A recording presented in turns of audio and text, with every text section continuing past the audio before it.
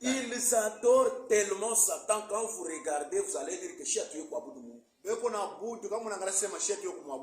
Et si tu n'adores pas Dieu bien, on vient te fouetter. Je lui ne blague pas.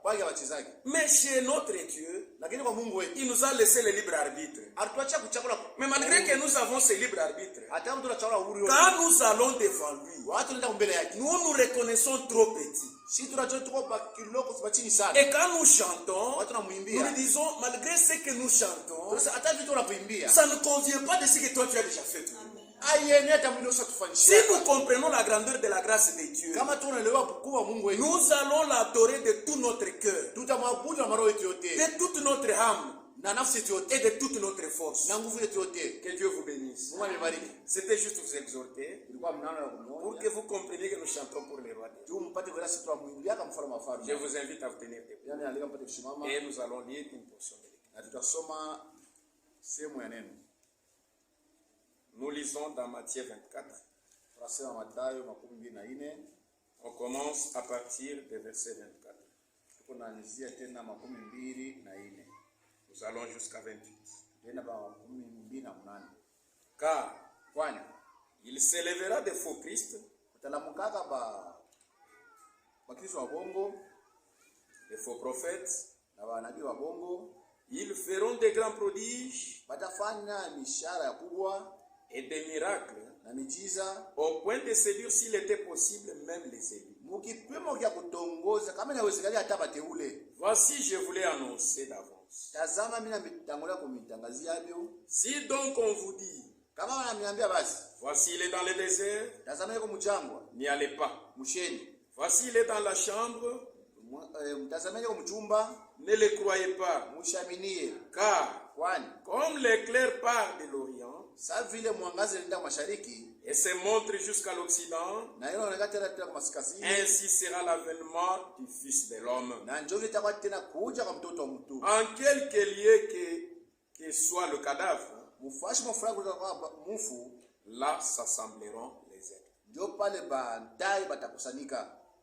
Kweli Bwana Yesu, kweli Bwana Yesu, kweli Bwana Yesu ndiye Mwokozi.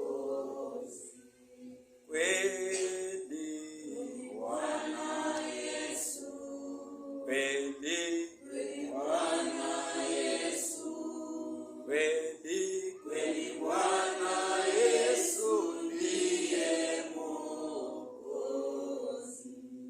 Musa sauti yake, Musa sauti yake, Musa sauti yake, muna uzima. C'est vrai, notre Dieu et notre roi. Nous venons devant toi pour te dire grandement merci. Parce que toi, tu es notre Dieu. C'est toi qui mérites notre louange. C'est toi qui mérites d'être glorifié. C'est toi qui mérites d'être exalté. Il n'y a point de semblable à toi, Seigneur. Devant toi, notre Dieu, notre roi, nous nous sentons trop petits, Seigneur. Et même des mots pour exprimer notre reconnaissance nous manquent, Seigneur.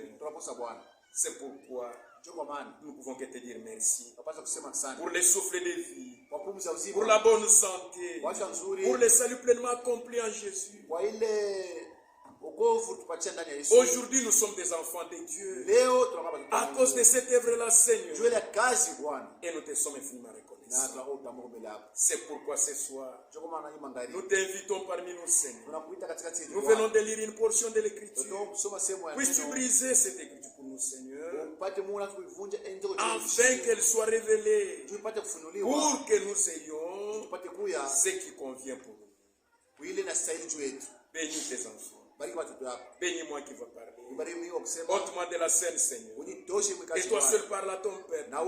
Afin qu'en sortant d'ici, Seigneur, nous puissions dire notre Dieu, notre Roi, réellement Dieu nous a parlé. Car quand il parlait, nos cœurs gémissaient au-dedans. Comment se termine avec nous? Que toute œuvre de l'ennemi Satan soit voilée. Car toi tu es terrible dans l'assemblée des saints. Nous croyons que tu le feras. Car nous avons demandé avec foi. Dans le nom puissant et glorieux de notre Seigneur et Sauveur Jésus-Christ. Amen. Vous pouvez vous asseoir. Avec la parole de Dieu que nous venons de lire, verset 24, nous allons nous entretenir sur un sujet intitulé les oins du temps de la fin. Alléluia. Que Dieu vous bénisse. Les oins du temps de la fin. Qui est-ce qu'on appelle un oin? Un oin, c'est tout celui sur qui l'onction de l'esprit est appliquée. Mupakaliwa ni ule mafuta ya Roho Mtakatifu ile inakuwa yule yake. Alléluia. Quand l'onction descend sur quelqu'un, wakati mafuta yanashuka yule wa mtu, cet homme on l'appelle oin. Ule mtu anamuita mpakaliwa. Parce que l'onction est sur lui. Juu mafuta kwa yule yake. Alléluia. Maintenant, sasa lorsque l'onction vient sur la personne, wakati mafuta yanakuwa yule wa mtu, c'est pour que cet homme-là puisse faire un service. Juu ule muntu apate kufanya kazi mo fulani. Est-ce que nous nous entendons? Tunasikilizana. Un oin, c'est celui sur qui l'onction a été appliquée. Ni ule yule yake mafuta ilikuwa yule yake. Et dans la Bible, na Biblia, cette onction est typifiée par l'huile et la pluie. Ile mafuta bananifanisha katikati ya mafuta na mvula. Alléluia. Quand on parle de l'huile dans la Bible, on parle de l'esprit. Quand on parle de la pluie, on parle également de l'onction. Maintenant, le Seigneur Jésus-Christ, connaissant les temps dans lesquels nous devions vivre, il a commencé par nous éveiller. Il a commencé par nous avertir, nous disant qu'il y aurait des faux Christ. Alléluia. Quand ces faux Christ vont venir, comment est-ce que vous allez les reconnaître? On reconnaît un faux par rapport à la vérité. Et la vérité, c'est la parole de Dieu. Quand l'onction est sur la personne et que la personne commence à faire quelque chose, nous prenons ce qui est fait, nous prenons ce qui est parlé, nous ramenons ça à l'écriture, nous ramenons ça à la parole de Dieu. Si cela s'emboîte, cet homme-là parle de la part de Dieu. Mais si cela ne s'emboîte pas, automatiquement ce que la personne est en train de parler vient d'une autre inspiration. Alléluia. Que Dieu vous bénisse. Nous pouvons les lire. L'onction est typifiée par l'huile et aussi la pluie. Regardez dans Matthieu 25. On peut commencer à partir des versets. Alors le royaume des cieux sera semblable à des vierges qui ayant pris leur lampe allèrent à la rencontre de l'époux. 5 d'entre elles étaient folles et 5 sages. Les folles, en prenant leur lampe, ne prirent point de l'huile, ne prirent point d'huile avec elles. Mais les sages prirent avec leur lampe de l'huile dans le vase. Alléluia. Comme l'époux tardait, tous s'assoupirent et s'endormirent. Et au milieu de la nuit, on cria, voici l'époux, allez à sa rencontre. Alors toutes les vierges se réveillèrent et préparèrent leurs lampes. Les folles dirent aux sages, donnez-nous de votre huile, car nos lampes s'éteignent. Alléluia. Que Dieu vous bénisse. L'huile typifie le Saint-Esprit. Et la lampe dont il est parlé ici, la lampe typifie la parole de Dieu. Alléluia. Parce que si vous lisez dans Pierre, on nous dit que la parole de Dieu, la parole prophétique, est comme une lampe qui nous éclaire dans les lieux ténébreux. Alléluia. Maintenant, qu'est-ce qui arrive? Lorsque la personne a été loin de Dieu, nous savons que cet homme-là parle de la part de Dieu. Et quand la personne parle de la part de Dieu, nous tous qui sommes de Dieu, nous écoutons et nous suivons ce que Dieu dit. Maintenant, le Seigneur ne nous a pas avertis concernant ceux qui sont loin de la part de Dieu.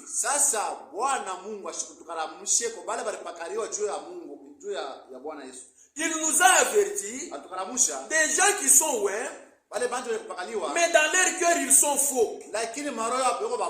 Quand ces gens-là viennent, ils ne viennent pas avec la parole véritable de Dieu. C'est pourquoi il nous a dit, soyez avertis, soyez prudents. Parce que dans le temps de la fin, il s'élèvera des faux prophètes. Ils vont commencer à faire des prodiges. Ils vont faire des miracles. Au point de séduire, s'il était possible, même les élus. Mais vous, quand on vous dira, voici c'est ici où il y a Christ, où il est dans la chambre là-bas, n'allez pas là-bas. Alléluia. Que Dieu vous bénisse. Ouais. C'est Christ. Quand on parle de ouais, en d'autres termes, on veut parler de Christ. Celui qui dit Christ, il dit ouais. C'est la même chose. En hébreu, Christ, ouais, on appelle Mashiach. Alléluia. Maintenant en grec, Christ, on appelle Christos. Donc tout celui sur qui l'onction a été appliquée, celui-là on appelle un ouin. Est-ce que nous nous entendons? Que Dieu vous bénisse. Maintenant remarquez, lorsque l'onction vient, cette onction ne choisit pas sur qui ce qu'elle doit tomber. Quand nous sommes rassemblés dans une église comme celle-ci, pendant que nous sommes soit dans l'adoration, nous sommes en train d'écouter la parole de Dieu, cette même onction peut descendre. Elle descend sur les bons et elle descend sur les mauvais. Cela ne veut pas dire que, comme l'onction est descendue sur la personne, automatiquement cet homme-là est baptisé du Saint-Esprit. C'est un véritable enfant de Dieu. Non. En tant que plus, comme le dit Jacques, chapitre 5, verset 5, verset 7. Lisons un peu. Jacques chapitre 5.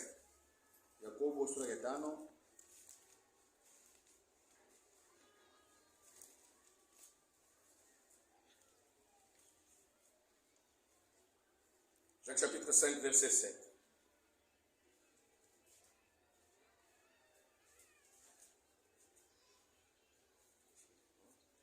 Jacques 5, verset 7.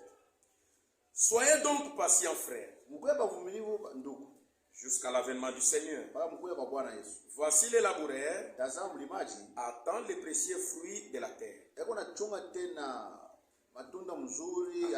prenant patience à son égard, jusqu'à ce qu'il ait reçu la pluie de la première et de l'arrière-saison.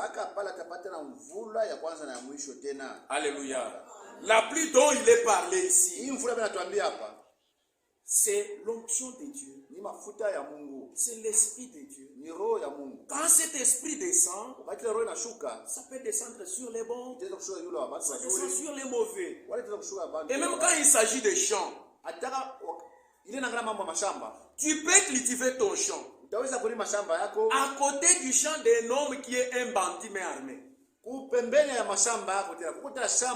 commence à pleuvoir, la pluie ne choisira pas qu'elle doit tomber seulement dans ton champ.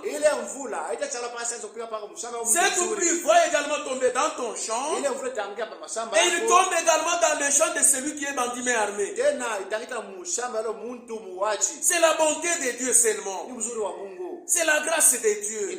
Cette grâce vient sur les bons et sur les mauvais. Mais que cela ne nous séduise pas.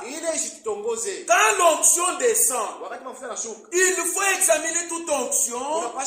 Il faut examiner chaque esprit pour voir si cet esprit vient de Dieu. Alléluia.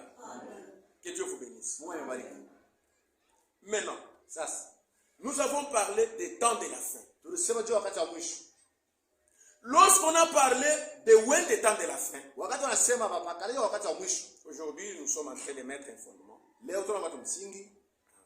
fait comme ça. Lorsque nous parlons des temps de la fin, ici il s'agit de la fin des temps de la grâce.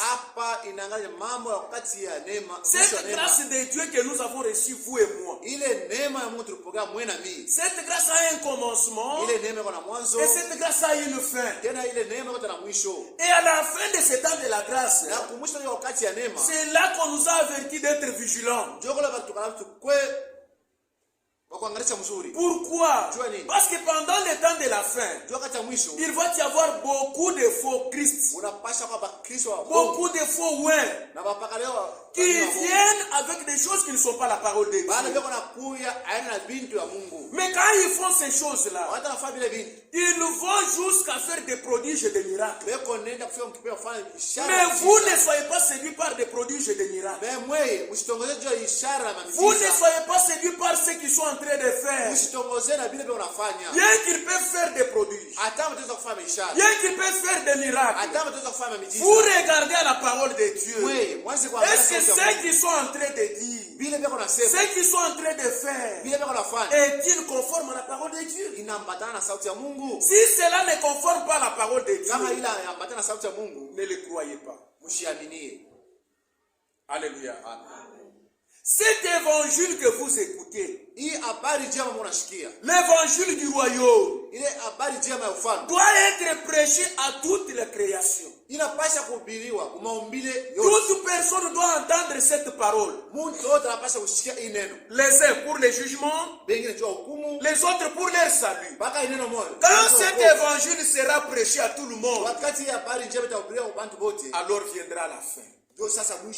La fin de quoi? La fin du temps de la grâce de Dieu.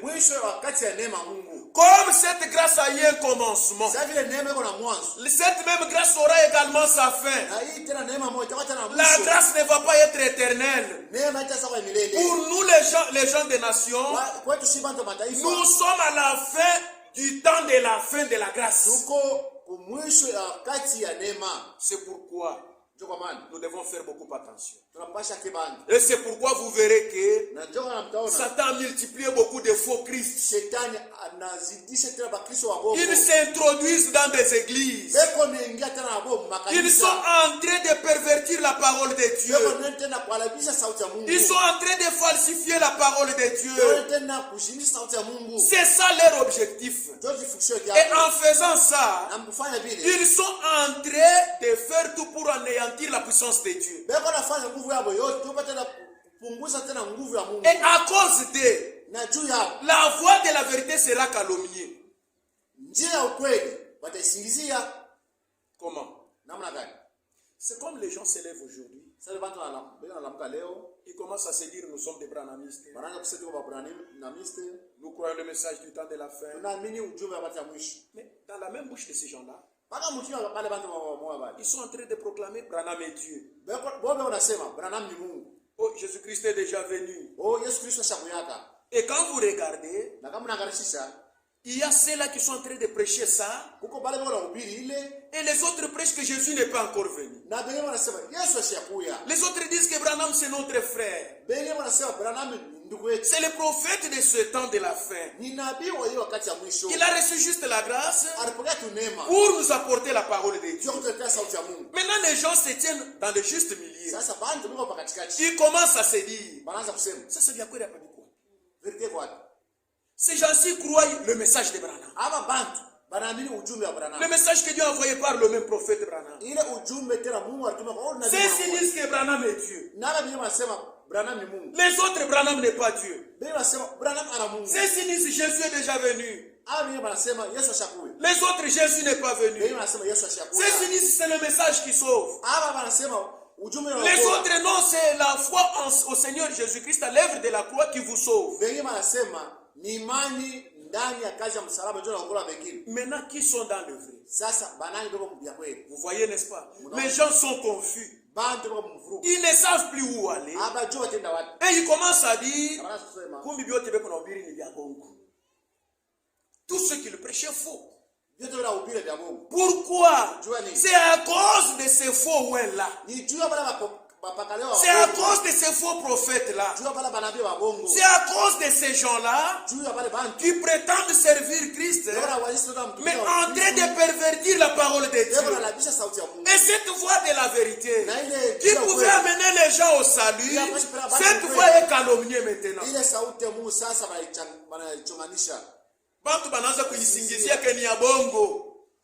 Que Dieu vous bénisse. Maintenant, vous qui êtes des dieux, n'écoutez pas ces gens-là. Quand vous les voyez, ne leur dites même pas salut. Allez loin de ces gens-là. Parce qu'ils sont animés par un esprit de l'erreur qui est en train de captiver les gens qui ont les esprits faibles. Alléluia. Que Dieu vous bénisse. Frère Branham est en train de me parler qu'un jour il était à Christmas. Et pendant qu'il était assis là-bas, il a eu une vision. Et lorsqu'il regardait, il a vu un semeur qui était sorti et habillé en blanc. Et quand il est sorti, il a commencé à semer les blés. Et quand il a semé les blés, et il a disparu de l'autre côté. Quelques temps après, il a vu un autre semeur qui était vraiment d'une force horrible.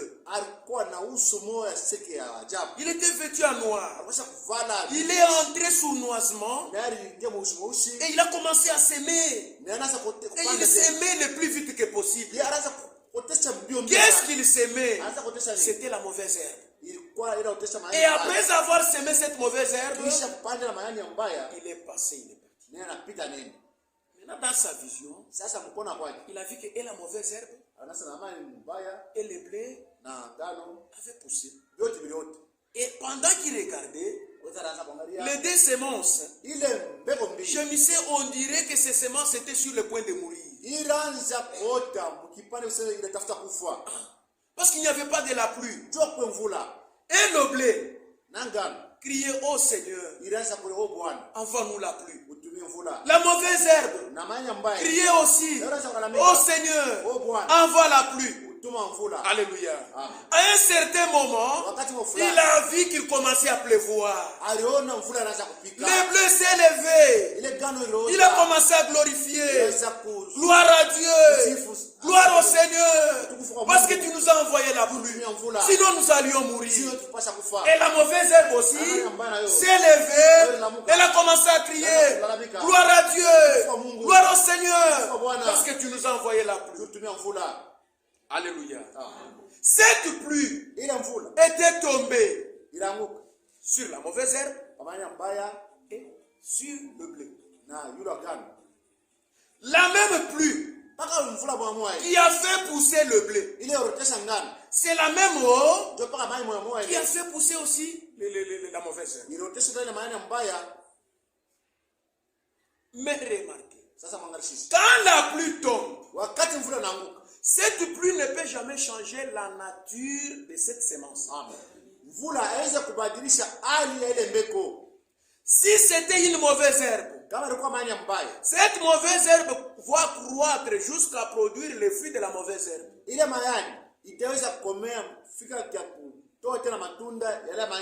Alléluia. Si c'était les bleus, les bleus vont croître jusqu'à manifester le véritable bleu. Et à la fin, la différence va être claire et nette. Alléluia. Et le Seigneur Jésus, quand il donnait ces paraboles de semeurs, il a dit que lorsque les serviteurs ont vu que parmi les bleus, il y avait une mauvaise sémence, il y avait une mauvaise herbe, ils ont dit au Seigneur, est-ce que tu acceptes qu'on puisse ôter ça? Le Seigneur a dit non. Laissez les décroître ensemble. À la fin, j'enverrai mes serviteurs. Ils vont arracher d'abord la mauvaise herbe, livrer, et il faut lier ça en gerbe pour les mettre dans le feu. Mais ils vont maintenant moissonner les bleus pour les mettre dans les graines. C'est pourquoi, mon frère et ma soeur, ne vous fiez pas à des sensations. Ne vous fiez pas à des parler en langue, à des prophéties. Pourquoi? Parce que lorsque l'onction descend sur quelqu'un, si dans cet homme il y avait un don quelconque, cette onction va amener cet homme-là à manifester ses dons. Et quand l'onction part, la personne redevient comme elle était auparavant. Cette onction ne va pas changer l'état de cet homme-là. Pour que cet homme arrive à être changé, il doit croiser le Seigneur Jésus-Christ comme son sauveur personnel dans sa vie. Quand il a déjà croisé, c'est à ce moment-là qu'il va grandir jusqu'à recevoir une onction qui est scellée dans son âme.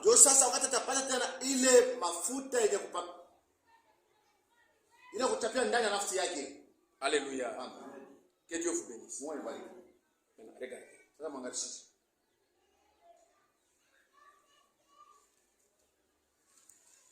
Tout ce que nous sommes en train de faire aujourd'hui, ça a toujours un exemple dans le passé. C'est comme les serments que nous venions d'étudier avec vous ici.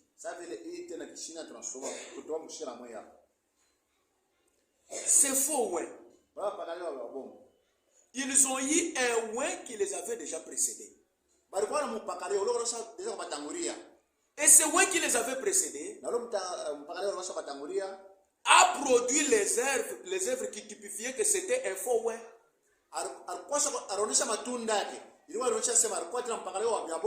De la même manière que celui-là est l'exemple de tous ceux qui sont des faux ouins aujourd'hui. Vous verrez que ces faux ouins d'aujourd'hui produisent les mêmes œuvres que leur modèle avait produit déjà.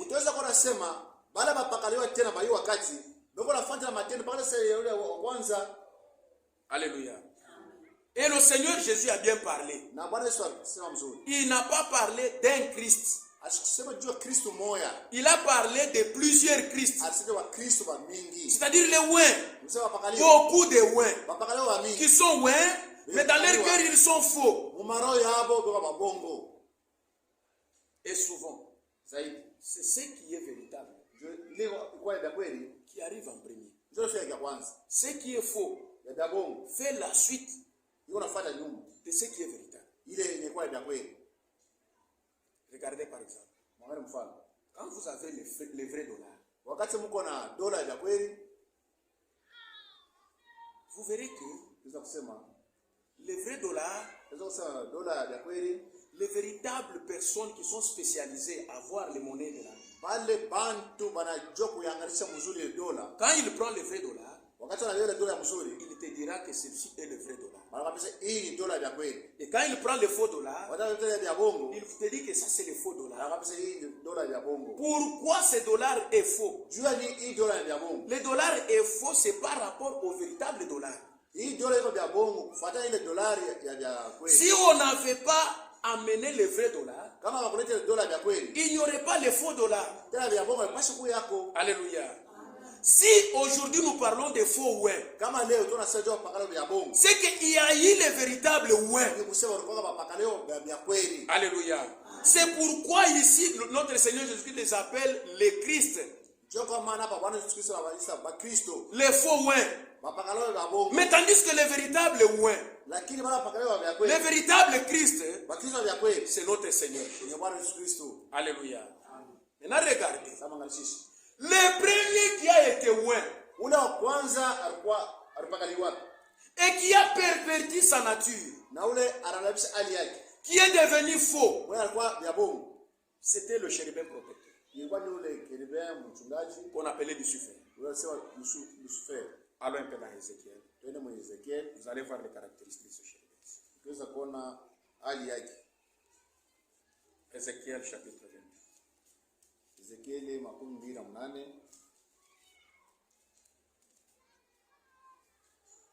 Commençons à partir du verset 1. La parole de l'Éternel me fit adresser en ces mots. Fils de l'homme, dis au prince de Tyr. Vous voyez, Satan, souvent on l'appelle de divers noms. Il y a des fois on l'appelle prince de Tyr. Donc il change de nom. Ici il est appelé prince de Tyr. C'est Satan. Regardez. Ainsi parle le Seigneur l'Éternel. Ton cœur s'est élevé. J'aime que vous remarquiez là-bas. Suivez avec moi attentivement. Et cela ne m'échappe pas. Ton cœur s'est élevé. C'était la première des choses.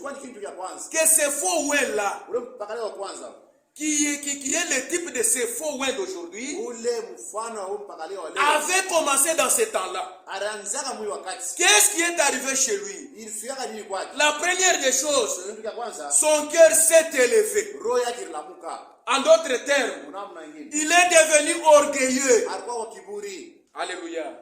Mais tandis que notre Seigneur, le véritable Christ, dans Philippiens chapitre 2, verset 8, la parole nous dit ceci. Il s'est humilié lui-même jusqu'à devenir obéissant, obéissant même jusqu'à la mort. Alléluia. Et tous ceux qui sont faux, quand ils viennent, ils ont les mêmes caractéristiques. Orgueilleux. Ils ont un cœur enflé d'orgueil. Pour eux, ils pensent que ce sont eux qui connaissent presque tout. Moi. Non. Regardez. Tu as dit, je suis Dieu. Je suis assis sur les sièges de Dieu au sein des mers. Je suis assis sur les sièges de Dieu au sein des mers.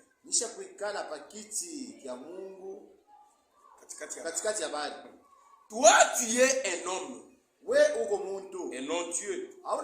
Et tu prends ta volonté pour la volonté de Dieu. Alléluia. Regardez ces faux. La première des choses, son cœur s'est enflé. Et quand son cœur a été élevé, il a commencé à dire je suis Dieu. C'est de l'orgueil. Il veut devenir ce qu'il n'est pas. La deuxième des choses, il prend sa volonté pour la volonté de Dieu.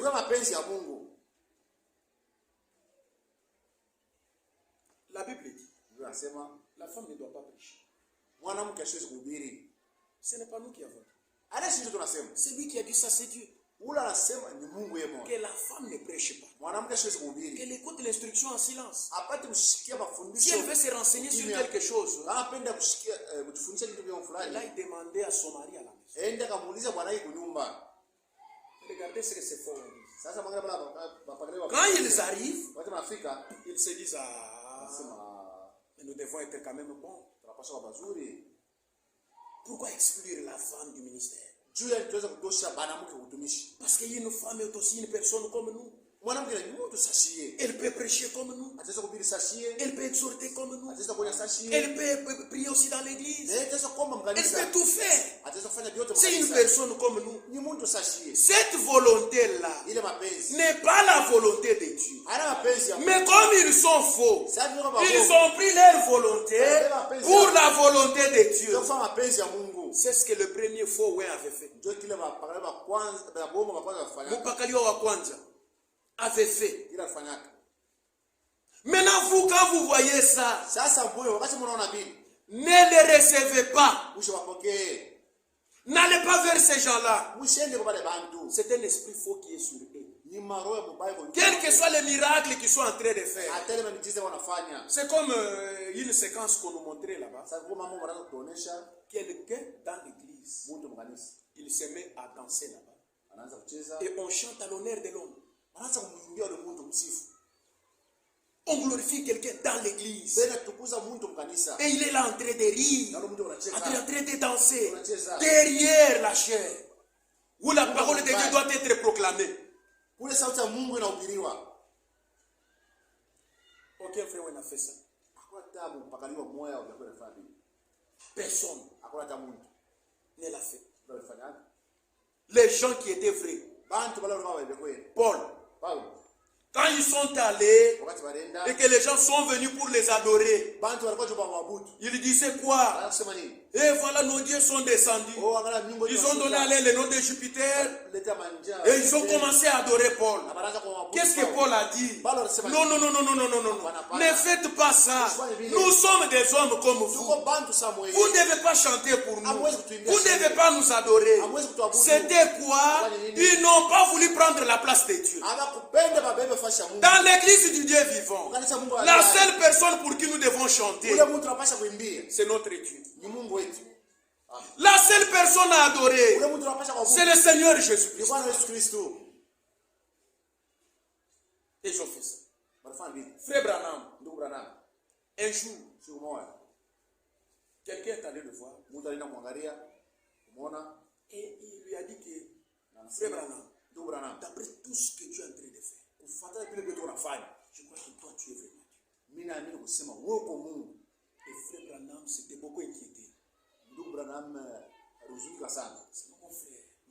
Ne faites pas ça. Je suis votre bien-aimé. Si vraiment vous m'aimez, appelez-moi votre frère. Il ne faut pas me faire quitter de ma place pour me placer à la place qui ne convient pas. Cette place-là revient au Seigneur Jésus. Tout ce que moi, Branham, j'ai fait, si vous voyez des miracles, des prodiges et autres, ce n'est pas moi, Branham, qui les fait, mais c'est Dieu qui fait cela par moi. Donc la gloire doit revenir à Dieu. Les gens n'ont pas compris ça. Et Frère Branham avait pris une décision. Il a dit, si cela continue ainsi, je serai obligé d'arrêter l'œuvre du ministère. Je vais arrêter de prêcher la parole de Dieu. Alors les âmes qui devaient être sauvées par mon ministère, vous, Dieu vous demandera compte de ça. Pourquoi? Parce que vous m'avez quitter ma place. Vous voulez me donner la place de Dieu. Les faux. Que Dieu vous bénisse. Regardez. Voici. Tu es plus sage que Daniel. Rien de secret n'est caché pour toi. Par ta sagesse et par ton intelligence, tu t'es acquis des richesses. Et Dieu vous bénisse. Satan, quand il est venu sur la terre, avec cette onction, en tant que le faux ouais, il a commencé à pervertir la parole de Dieu. Et la première des choses qu'il a fait, c'est quoi? Dans le jardin d'Éden, pour montrer qu'il était faux, il est allé trouver l'assemblée de Dieu. Il y avait 2 personnes dans cette assemblée-là. Et Dieu seul était le pasteur. Quand il est arrivé, Dieu leur avait dit, vous ne mangerez pas à l'arbre de la connaissance du bien et du mal. Les jours que vous en mangerez, vous mourrez certainement. Mais lui, quand il est venu, il a perverti cette parole-là. Il a falsifié la parole de Dieu. Qu'est-ce qu'il leur a dit? Vous ne mourrez pas certainement. Car Dieu sait que les jours que vous en mangerez, vous serez aussi comme des dieux, connaissant le bien et le mal. Genèse chapitre 3.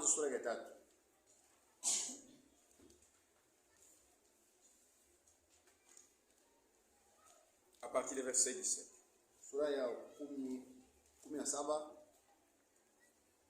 Regardez.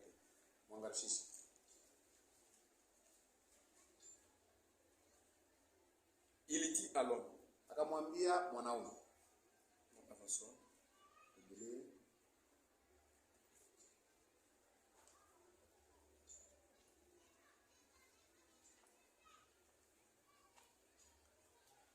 Commençons à partir des 4.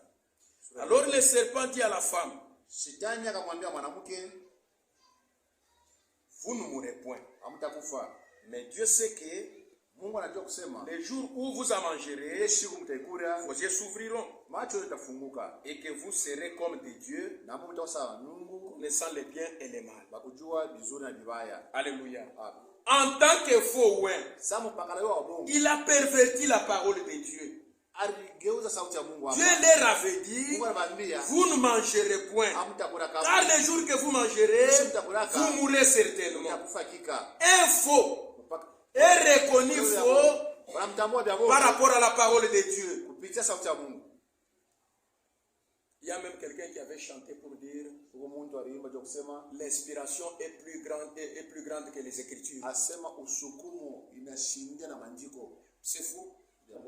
Nous reconnaissons que l'inspiration est bonne ou mauvaise seulement si cette inspiration cadre avec la parole de Dieu. L'inspiration ne peut jamais être plus grande que les Écritures. Tout est jugé par la parole de Dieu. Quelle que soit l'onction qui est sur la personne, c'est la parole qui nous aide à comprendre que cet homme est vrai ou il est faux.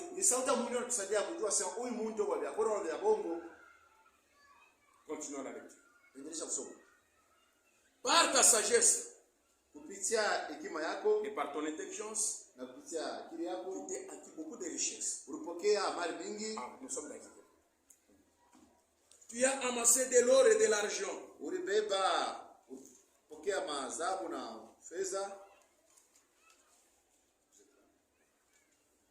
Tu as acquis de l'or et de l'argent dans tes trésors par la grandeur de ta sagesse et par ton commerce. Satan, lorsqu'il est venu sur la terre, nous avions vu avec vous dans le premier saut comment Satan était venu. C'était comme un innocent avec l'arc seulement. Et il n'y avait pas de flèche. Mais dans le deuxième saut, il a pris l'épée et là il a tué beaucoup de gens. Des millions et des millions de personnes étaient mortes.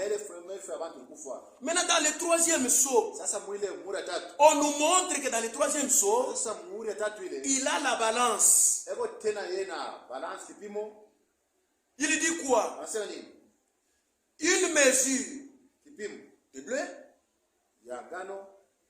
pour un denier. Et 3 mesures d'orge pour un denier. C'était le commerce que Satan avait commencé à faire. Ilikuwa ni biashara shetani anaanza kufanya. Comme il avait déjà tué beaucoup de gens. Sasa anasha kuua watu wengi. Comme il avait déjà conquis les deux pouvoirs, le pouvoir religieux et le pouvoir de l'État. Sasa kupata tena ile uwezo mbili ya shetani. Il a commencé maintenant à commercialiser la parole de Dieu. Anaanza kuusha tena sauti ya Mungu. Comment il commercialisait la parole? Anaanza kuusha sauti ya Mungu je? Pour qu'on puisse prier pour toi. Juu ya kukuombea, tu dois payer l'argent. Unapaswa kulipa mfrango. Quand la personne est morte chez vous, mtu wakati anakufa kwako, pour qu'on puisse faire une messe de requiem, ndio mfanyishie bisa bafu, vous devez payer l'argent. Unapaswa kulipa mfrango. C'est lui qui déterminait maintenant celui qui pouvait entrer au ciel et celui qui ne pouvait pas entrer au ciel. Yeye ndio anaanza kusema. Anaanza kuona ula tingia kumbingu na ula singia kumbingu. C'était la prétention. Ilikuwa ni mawazo tu kwa zile. Il y a eu les indulgences. Pourquoi? Les neuvaines, les prières des prêtres et tout ça. Satan a commencé à vendre la parole de Dieu. Et tout celui qui voulait avoir part à ce qui concerne la parole de Dieu devait payer l'argent pour en. Et pourtant, la Bible nous dit ceci. Nous avons reçu gratuitement. Nous devons donner gratuitement. Aujourd'hui, ce que Satan avait fait, les faux ouins d'aujourd'hui sont en train de faire la même chose. Si vous allez dans la télévision, vous trouverez qu'il y a des gens, ils ont commencé à commercialiser l'eau ici. Il prend l'eau de Dassani, il prie là-bas et il commence à vous donner ça à prix d'argent. C'est le même esprit qui était sur le premier faux ouin, qui est revenu encore sur les faux ouins du temps de la fin. Ils font cela parce qu'ils ont la même nature.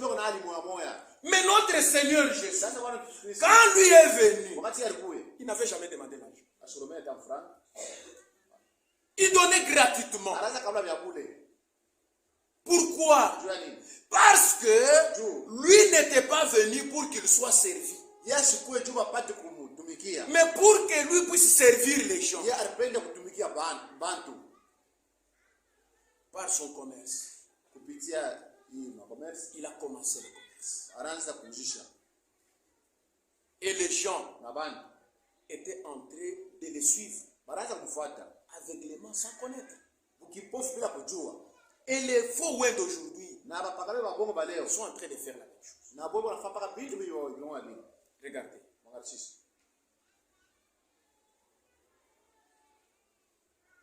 C'est pourquoi, allons verset 11. La parole de l'Éternel me fit adresser en ces mots. Fils de l'homme, prononce une complainte sur le roi des Dieux. Tu lui diras, ainsi parle le Seigneur. Tu mettais les soins à la perfection. Tu étais plein de sagesse. Parfait en tu étais en Éden, jardin de Dieu. Tu étais couvert de toute espèce de pierres précieuses.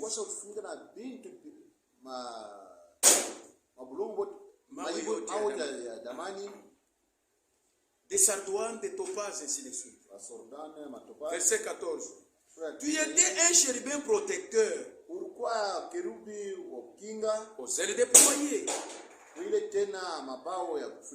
Et je t'avais placé et tu étais sur la sainte montagne de Dieu.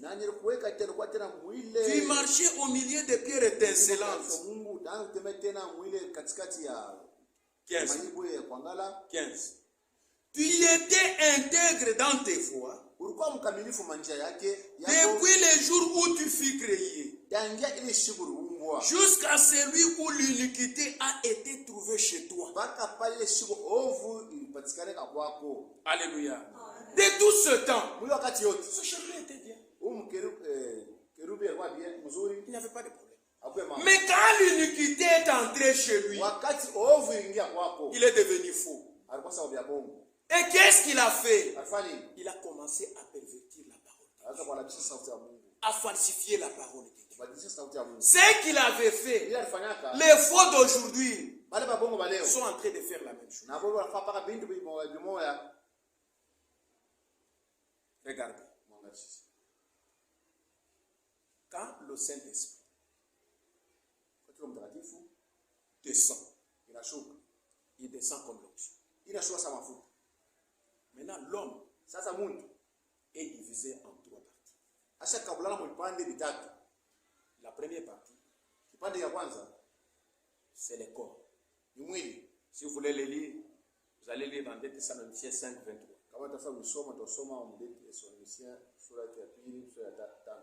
La deuxième partie, c'est l'esprit. La troisième partie, c'est l'âme. Maintenant, quand l'onction descend,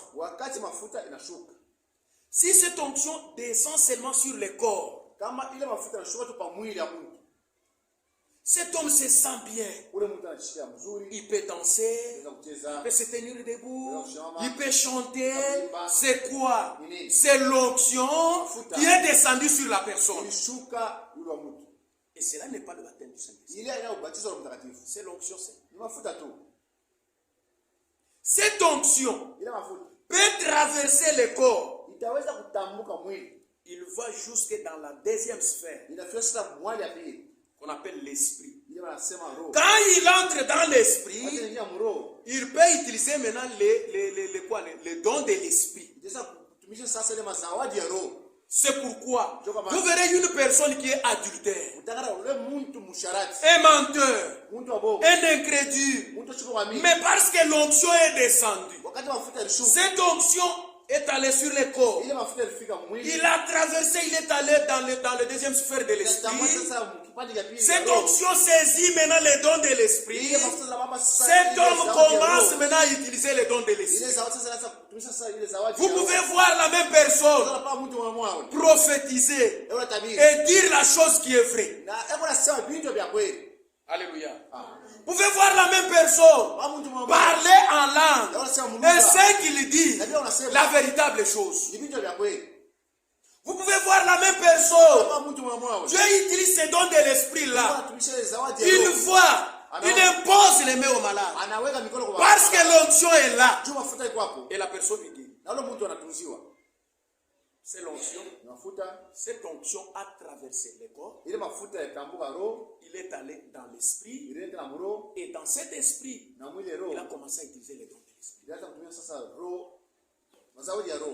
Maintenant, quand cette même onction traverse le corps, il traverse l'esprit, il va jusque dans l'âme. C'est ce qu'on appelle l'essellement du Saint-Esprit. S'il vient sur le corps, il t'atoka iné. S'il vient dans l'esprit, il sortira et va s'en aller. Mais s'il peut traverser jusqu'à entrer dans l'âme, à ce moment-là, cette onction ne peut plus sortir. Ça reste d'office là-bas. Et c'est le seulement du Saint-Esprit dans l'âme de la personne. Nous pouvons l'aider.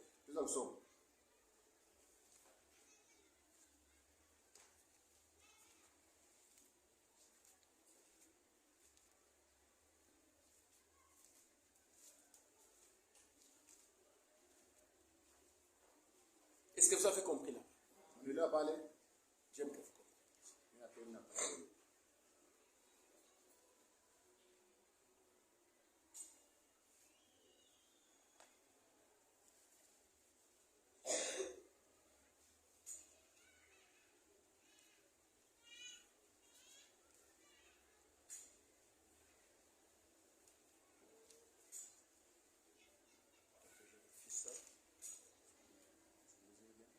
Nous sommes dans 1 Jean, chapitre 2. Commençons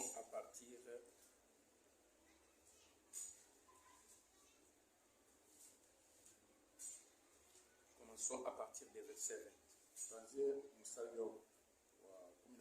Pour vous, vous avez reçu l'onction de la part de celui qui est saint.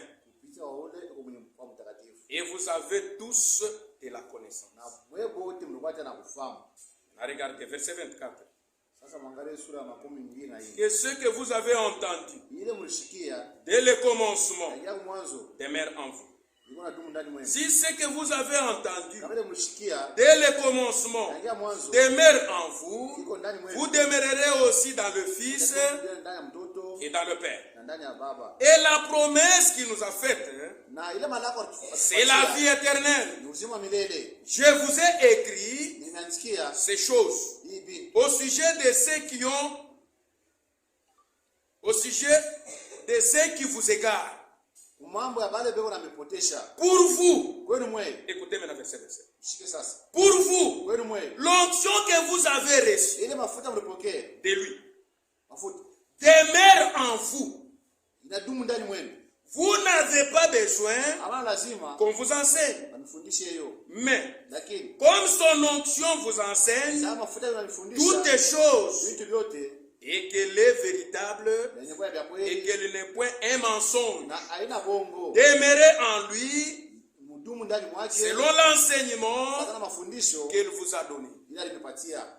Alléluia. Amen. Quand cette onction vient Wakati mafuta yanakuja et elle entre dans l'âme, na inaingia ndani ya à nafsi. ce moment-là, elle scelle l'âme. Mwili wakati sasa inachapa. Quand elle entre dans cette âme-là, Sasa mwili nafsi elle ne peut plus sortir. haitatoka kamwe. Elle reste d'office là. Inabakia mashiko ya Mungu. Et vous êtes scellés jusqu'au jour de votre rédemption. Baka sio ukombozi wako. Alléluia. Amen. Maintenant, quand cette onction est déjà venue sur vous, Sasa wakati mafuta yanakuwa juu ya c'est pour les services. ni juu ya kazi. Vous êtes établis dans les corps Wanakuweka mkazi. selon que l'esprit vous place. Kufuata na ile roho inakuweka. Si vous aviez un ministère, Kama kuna huduma, à ce moment-là, ule wakati il vous place anakuweka avec votre ministère na ile huduma wako selon Ephésiens 4:11. kufuata na Efeso. Vous travaillez pour l'édification du corps d'esprit. Unatumia juu ya kujenga watakatifu. Si vous aviez un don de parler en langue, Kama una sauti ya kusema mlugha, il commence à manifester ça. anaanza kuonyesha Et tout cela travaille ensemble na vyote vilivyo natumia pour pamoja l'édification des corps d'esprit. juu ya kujenga mwili wa watakatifu. Alléluia. 2 Jean. Yohana pili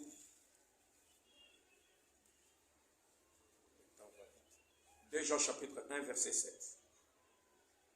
Car kwani plusieurs séducteurs sont entrés dans le monde watongozaji wa mingi washakuingia mdunia qui ne connaissent point abajue que Jésus-Christ est venu en chair. Yesu Kristo alikuwa mwili. Celui qui est tel Ule kwa vile et c'est le séducteur et l'antichrist. na mpiga Kristo. Prenez garde Mkebe ange à vous-même, kwa mwe wenyewe. afin que vous ne perdiez pas les fruits de votre travail, Juu msipoteshe tena ile matunda ya mais kazi que yenu. vous receviez une pleine récompense. Upate kupokea tena matabisha mingi. Quiconque va plus loin Ule utatenda mbali ne demeure pas dans la doctrine de Christ. asitadumu tena mafundisho ya Kristo. N'a point Dieu. Ana na Mungu. Celui qui demeure dans cette doctrine Ule anadumu tena mwenye mafundisho. a le Père Ndio na Baba et le Fils. na Mwana tena. Que Dieu vous bénisse. Mungu anabariki. C'est comme ça qu'il faut se fonder. Ndio wanafanya bale bapakale wa bongo. Et quand ils viennent, Wakati wanakuja. c'est pour combattre les véritables ouins. Jua kukombanisha bale bapakale wa vya kweli. Et je vous ai dit que Na mimi naambia nous reconnaissons que celui-ci est vrai huyu ni wa vya kweli. par rapport à la parole de Dieu. Kupitia sauti ya Mungu. Et nous reconnaissons que celui-ci est faux, c'est par rapport à la parole de Dieu. Kupitia sauti ya Mungu tena. Ils viennent souvent. Quand Dieu suscite un homme qui est véritablement oué, Kama Mungu analamusha na ule mtu aliyekuwa mpakale wa vya ils kweli. viennent derrière pour combattre. Boma anakuwa nyuma ya kumkombanisha. Regardez dans des chroniques. Mwangalie mambo siku mbili. Des chroniques. Des chroniques. Chapitre 18. Sura ya 18. Verset 6 Sura ya 6 à 7. Sasa. Il y avait un homme. Kwa Mungu. Son nom était Michel. Jina yake ni Mika. C'était un ouin de Dieu. Alikuwa mpakale wa Mungu. Parce que dans l'Ancien Testament, Juu mwangao la kale les rois, mfano les lévites, Walawi, les sacrificateurs wakuhani, et les souverains sacrificateurs, wakuhani tena on les appelait les ouins de Dieu. wanaanza kuwaita sema wapakale wa Mungu. Pourquoi? Jua nini? Parce qu'on appliquait l'huile d'onction sur eux. Juu wanaanza kuweka tena mafuta Yulu yabo. yulu yabo. Cela typifiait le Saint-Esprit. Alors ils étaient à l'œuvre de Dieu. Mais pendant ce temps-là, il y avait un prophète. Son nom c'était Michée. Michée, par une vision, il a vu Dieu qui était assis dans une réunion avec ses enfants, les anges. Et il a rapporté ce qu'il avait vu d'auprès de Dieu. Mais il y avait un autre, lui qui était un faux. Qu'est-ce que celui-là a fait? Son nom c'était Sédéchias. Lui, c'était quelqu'un qui était établi selon les hommes. Il faisait des choses selon que lui voyait que c'était bon. Dans cette période-là, le roi Akab avait dit que prophétisez-moi, est-ce que dois-je aller combattre Ramoth en Galade ou je dois laisser? Ramoth en Galade. Maintenant, tous ces prophètes-là, avec leur chef, le chef des prêtres, il a pris des cordes. Il a commencé à acheter. Et il disait quoi? Va, tu vas gagner, tu vas remporter la victoire, parce que Ramoth à Galade nous appartient et Dieu a livré ça entre tes mains. C'était la volonté de Sédéchias. C'était pas la volonté de Dieu, mais il a pris sa volonté pour la volonté de Dieu. Et tout le monde le considérait. Pourquoi? Parce que c'était quelqu'un qui mangeait à la table du roi. Et il était établi. Il était respecté par les hommes politiques et même les hommes religieux. Tout le monde le respectait. Mais il y avait quelqu'un, lui, qui était quelque part ce Michée. Lui ne mangeait pas à la table du roi. C'était un homme ordinaire. Maintenant, quand il est venu, il avait l'esprit du Seigneur. Il a dit au roi Akab, ne pars pas là-bas parce que tu vas mourir. J'ai vu le Seigneur était assis avec ses enfants. Un esprit de mensonge est sorti. Et il a dit, moi j'irai, je les séduirai pour que s'accomplisse ce que le prophète Élie avait dit. Et Sédéchias s'est tenu debout. Il a frappé Michée. Par où l'Esprit de Dieu est sorti de moi pour entrer en toi. Michel lui a dit, il saura quand il sera en train de fuir de maison en maison. Vous voyez, quand il y a eu le vrai ouin, qui a donné les signes du Seigneur, un faux ouin est venu pour combattre ce qui était la parole de Dieu. Ça a toujours été ainsi. Jérémie aussi, dans son temps, Dieu lui a dit ceci, puisque les enfants d'Israël n'ont pas respecté les jours de repos de la terre. Je leur avais dit selon Lévitique 25 que la terre doit être cultivée pendant 6 ans. Mais la 7e année, cette terre doit se reposer. Comme ils n'ont pas respecté ça, va leur dire, je vais les envoyer en captivité et ils iront là-bas pendant 70 ans. Pendant qu'ils seront en captivité, cette terre va jouir maintenant du repos qu'ils devaient bénéficier pendant qu'ils étaient ici. C'est-à-dire, la terre va se reposer pendant 70 ans qu'ils seront là-bas. Maintenant, pendant que Jérémie disait ça, une autre personne s'est tenue à côté de lui. Son nom était Anania. Il a dit c'est faux. Ce que tu dis, ce n'est pas comme ça. Notre Dieu est très bon. Il ne peut pas punir son peuple pendant 70 ans. C'est beaucoup.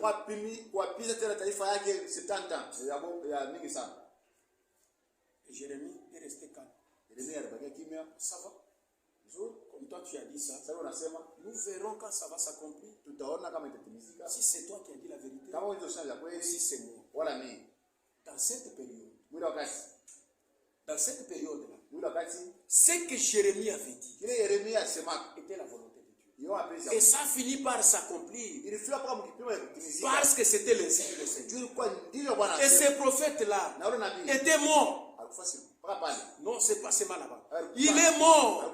Pourquoi? Parce qu'il avait perverti la parole de Dieu. Les faux font toujours la suite du vrai. Vous êtes déjà avertis. Faites attention. Tout ce qui peut vous être annoncé. Tout ce que vous pouvez voir, ne vous laissez pas entraîner par ça. Mais examinez tout esprit pour savoir si cet esprit vient de Dieu. Même vous qui êtes ici, vous pouvez vous dire que je suis déjà baptisé du Saint-Esprit. C'est vrai, c'est bien. On ne refuse pas. Mais regardez maintenant ce que vous êtes en train de faire par rapport à ce que vous témoignez que réellement vous avez l'Esprit de Dieu. Vous savez aujourd'hui, Satan est devenu religieux. Satan n'est plus en dehors de l'église. Satan est déjà dans l'église du Dieu vivant. Il s'est fait passer pour un croyant. Il s'est fait passer pour un véritable chrétien. Et il est en train de séduire beaucoup de gens. L'esprit de séduction, c'est le plus mauvais esprit. C'est le plus mauvais esprit. Quand il vient sur les hommes, pour que tu découvres que réellement il y a esprit, il faut que Dieu vous aide. Si Dieu ne le fait pas, yuko mzuri unasema mishi apata Roho Mtakatifu. Que Dieu puisse t'aider. Mais si tu dis que je l'ai déjà reçu, parce que tu as été trompé par une sensation, ou bien parce que tu as été trompé par le parler en langue, les prophéties ou bien les visions, je ne peux plus les recevoir. Parce que tu t'es déjà fabriqué ton propre Saint-Esprit. Alléluia. Que Dieu vous bénisse. Pour aujourd'hui, nous allons arrêter par là. Parce qu'il est déjà temps. Nous allons continuer demain. Rappelez-vous, nous sommes en train de parler sur les oins du temps de la fin. Lorsque nous parlons des oins, il y a les faux oins. N'oubliez pas aussi qu'il y a les vrais oins. Maintenant, là, nous sommes en train de parler d'abord des faux oins. Et nous mettons la base. Les modèles de tous ces faux oins-là, c'est Satan. Quand il a été oint et qu'il était perverti, il a également perverti la parole.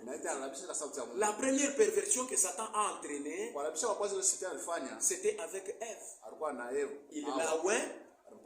Et aujourd'hui, nous tous, nous sommes tombés dans la chute. À cause de cette perversion que les premiers faux avaient amené. La même chose, les faux oins d'aujourd'hui, ils sont en train d'accomplir aussi. Que Dieu vous bénisse.